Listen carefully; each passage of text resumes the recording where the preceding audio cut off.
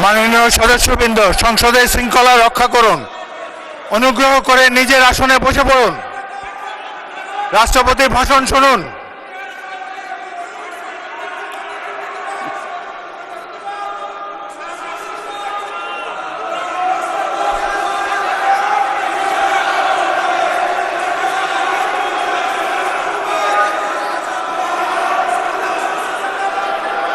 বিসমিল্লাহির রহমানির রহিম।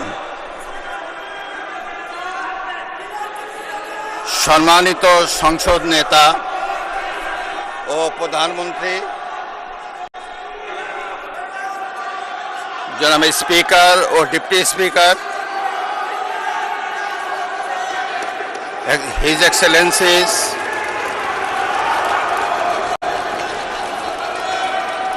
সম্মানিত সংসদ সদস্যবৃন্দ,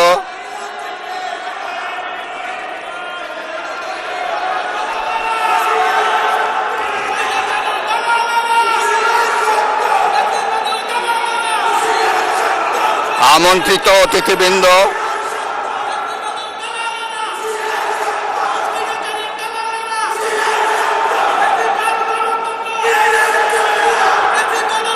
প্রিন্ট এবং ইলেকট্রনিক মিডিয়ার সম্মানিত সাংবাদিকবৃন্দ, আপনাদের সবাইকে জানাই আন্তরিক অভিনন্দন ও শুভেচ্ছা।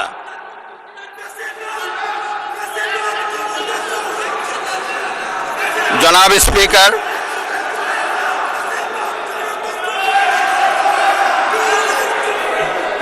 ত্রয়োদশ জাতীয় সংসদের এই উদ্বোধনী অধিবেশনে বাংলাদেশের ইতিহাসের এক ঐতিহাসিক মুহূর্ত।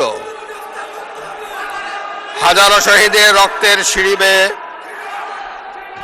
দীর্ঘ ১.৫ দশকের ফ্যাসিবাদী শাসনের অবসানের পর একটি শান্তিপূর্ণ, অবাধ, সুষ্ঠু ও নিরপেক্ষ নির্বাচনের মাধ্যমে নির্বাচিত প্রতিনিধিদের নিয়ে এই মহান জাতীয় সংসদের যাত্রা শুরু হয়েছে।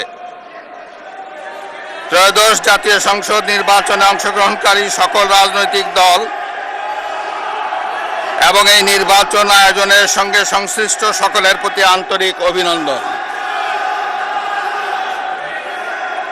অবাধ, সুষ্ঠু ও নিরপেক্ষ নির্বাচন আয়োজনের জন্য নির্বাচন কমিশন, মাঠ প্রশাসন, আইন শৃঙ্খলা রক্ষাকারী বাহিনী সহ প্রজাতন্ত্রের কর্মচারীদের নিরলস পরিশ্রম এবং নির্বাচনে অংশগ্রহণকারী সকল রাজনৈতিক দল ও ব্যক্তি, আন্তরিক উদ্যোগ এবং সাধারণ জনগণের স্বতঃস্ফূর্ত অংশগ্রহণ গণতন্ত্রের ইতিহাসে একটি উজ্জ্বল দৃষ্টান্ত হয়ে থাকবে। বিএনপির চেয়ারম্যান জনাব তারেক রহমানের নেতৃত্বে বর্তমান জাতীয় সংসদে বিএনপি ও সমমনা দলগুলোর 2/3 বেশি আসনে বিপুল ভোটে জয়লাভ করেছে। জাতীয় সংসদে একটি শক্তিশালী বিরোধী দলের পাশাপাশি কয়েকজন স্বতন্ত্র সদস্য রয়েছেন। আমি এই সংসদে আপনার মাধ্যমে প্রধানমন্ত্রী তারেক রহমান এবং তার নেতৃত্বে গঠিত নতুন সরকারকে আন্তরিক অভিনন্দন জানাচ্ছি।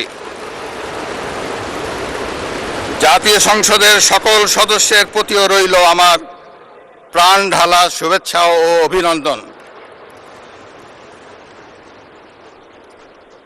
আমি মহান মুক্তিযুদ্ধের লাখো শহীদ এবং বীর মুক্তিযোদ্ধাদের শ্রদ্ধার সঙ্গে স্মরণ করছি।